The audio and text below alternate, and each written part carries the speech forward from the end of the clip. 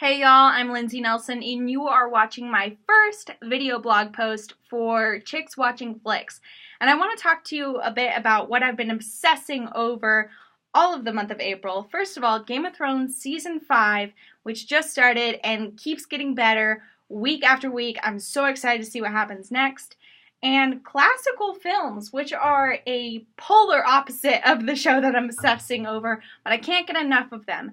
And having watched all of these classical films throughout the month and comparing it to Game of Thrones, I'm seeing the huge transformation that we've had from film in the 50s and 60s to television that we have now in 2015. And I think it's amazing to see that back in the 50s and 60s in those classical films that we loved, the men's roles were the ones that were much more transitional, had a lot more growth, while the women's roles were kind of neglected and either remained neutral or got worse by the end of the film.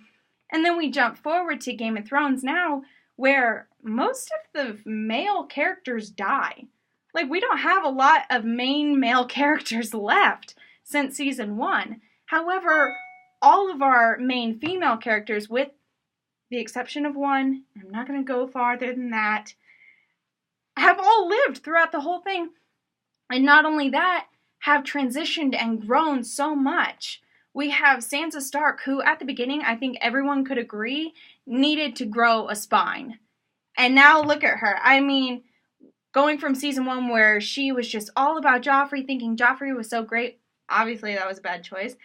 And now we're in season 5, and she's protecting herself, her people. She's standing up for herself and her people.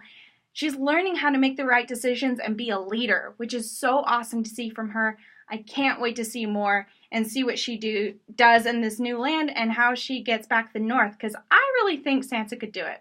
We have Arya, who started out as a young girl who wanted to be a fighter. She didn't want to take dancing lessons, so she took sword fighting and called it dancing lessons. And now we look at her and she's become the ultimate badass for, like, I think she's 15 now, and she's grown so much, and now she's learning how to turn her newfound, like, self-worth and self-confidence and, self-sufficiency and turn that into being able to care for others and learning how to be selfless. And I'm really excited to see more of what she does with that. And then we have the ultimate queen, Daenerys Targaryen. She started out in season 1 being submissive to a man, only listening to what her brother told her to do. Her brother sold her to this man, and she had no opinions about it.